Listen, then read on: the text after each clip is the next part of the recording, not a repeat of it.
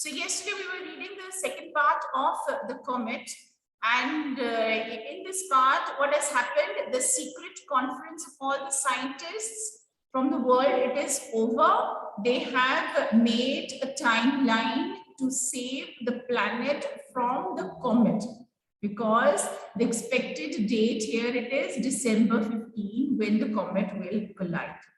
And what is that whole operation called? It is the Project Light Brigade. So when October and November and December, important days are there, months when the people are going to, or when the scientists, what are they going to?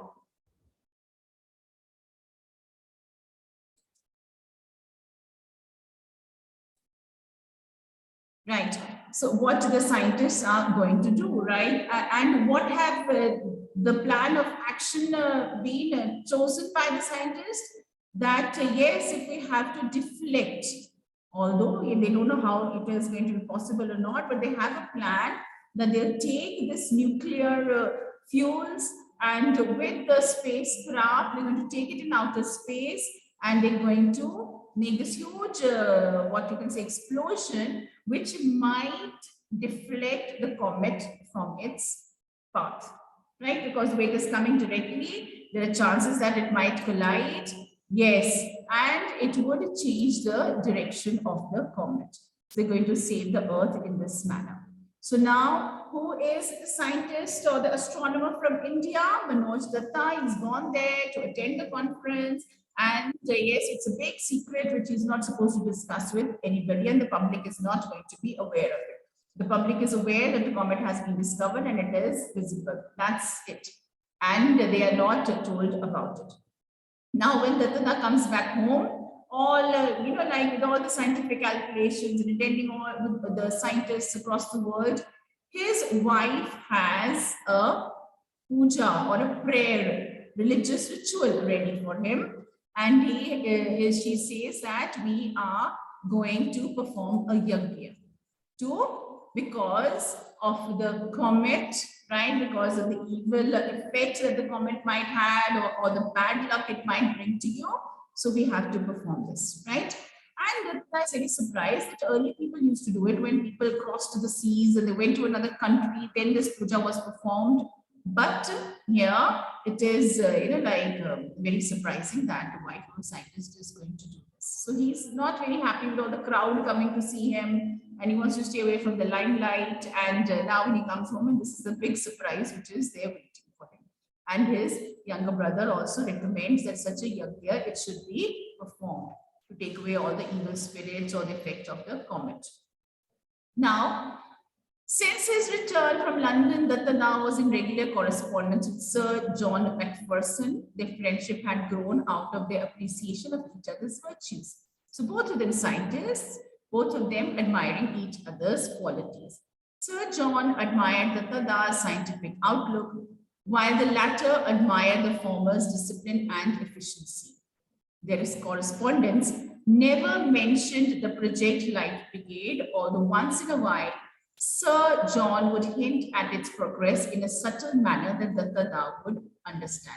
So both of them, they were regularly in touch, they would correspond, but they would never ever discuss about the Project Light Brigade because it was a very secret mission. But they would give each other's hints that they would understand. So if anybody tried to read the letter, they would not find out what they are talking about, what they are discussing, because it was a very secret mission that had to be kept away from the public. Meanwhile, Comet Datta was following its predicted path. It's coming. In due course, it developed its tail. So Comet has a tail. Yes, it is there. Yes, the code language they will speak so that nobody would understand. Very nice. So Comet Datta was following its predicted path. In due course, it developed its tail, and that is a distinguishing feature of the comet, that is its long tail. It circled around the sun without breaking apart, nor did it evaporate. Nothing happened to it. It kept on going around the sun. It did not, collapse or disintegrate, and it did not evaporate. How sad. The scientists on Project Light Brigade therefore knew that the threat of collision was now very much real. Now the Project Light Brigade needs to be put into action. Nothing is happening to the comet. In the middle of October, Datta got a letter from Sir John.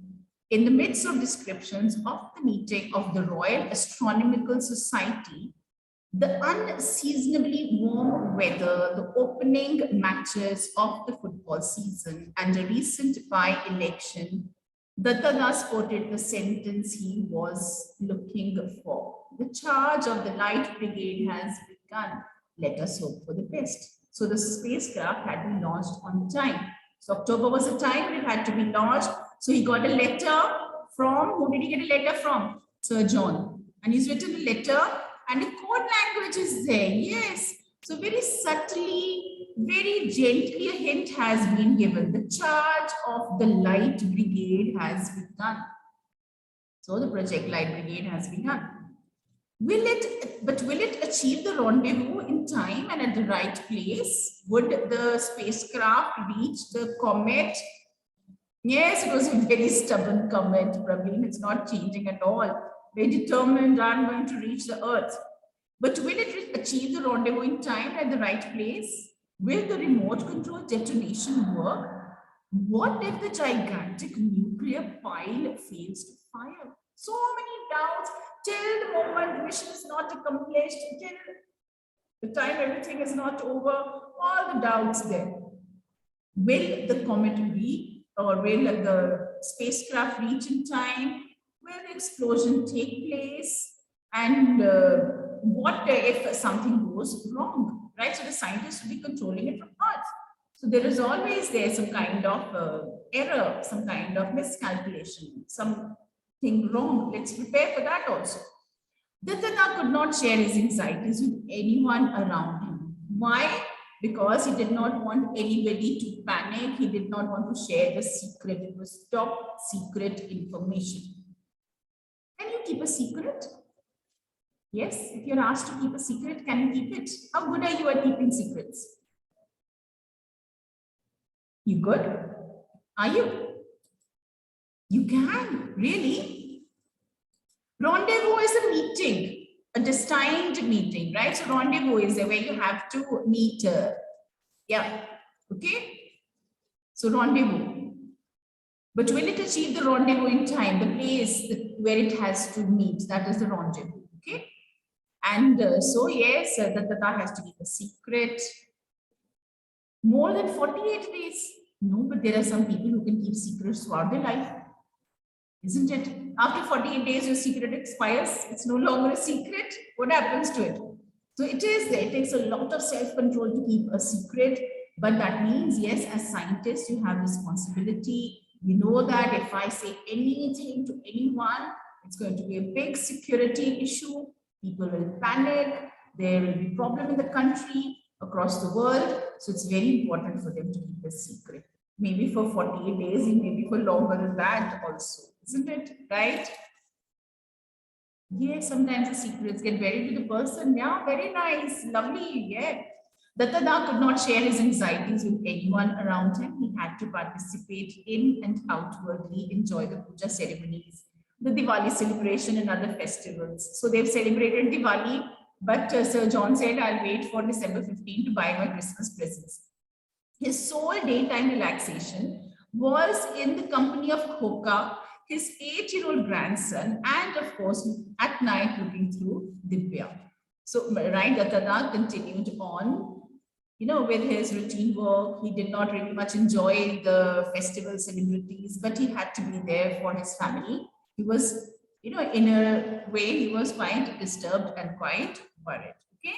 So now, right now, we'll just stop for a moment. We'll continue tomorrow because right now we're going to start off with our reading activity. I think so you all have kept the secret for so long. Yes, you want to share what you have read and you want to introduce the character. So what we are going to do today is you're going to tell me about the story you have read. Just tell me the writer, tell me the name of the story, and tell me about the character you have liked. Okay? Yes? So fine, let's start here. Okay, let me just get you all speaking. So who'd like to set the ball rolling? Who's going to start? Anshika would love to. Anshika, yes, come on, you can turn on your video also.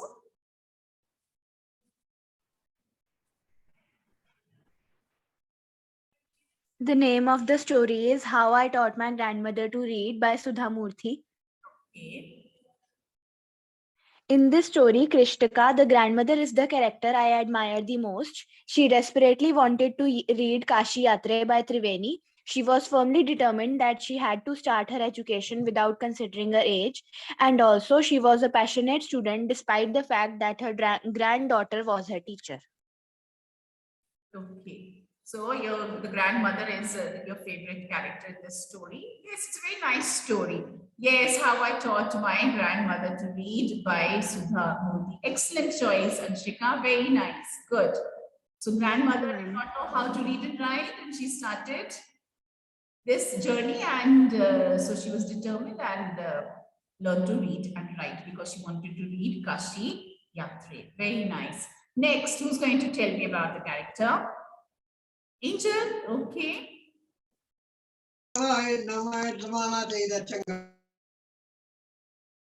What? I can't hear you.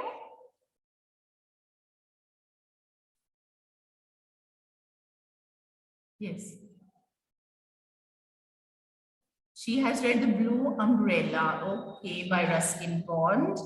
And please introduce the character. Let's hear a bit of intonation here, your inflection, rising and falling of the voice, right? So let's hear it. Yes, who's your favorite character from this?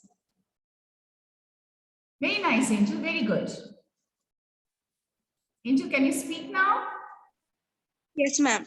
So, ma'am, I have read the story The Blue Umbrella by Ruskin Bond. In this story, there is a girl named Vinia who is very very hardworking. She lived in mountains with her family. She was a very pretty girl with two plaits, and she always wore a necklace with beads in her neck with a tiger claw, which was considered a lucky charm.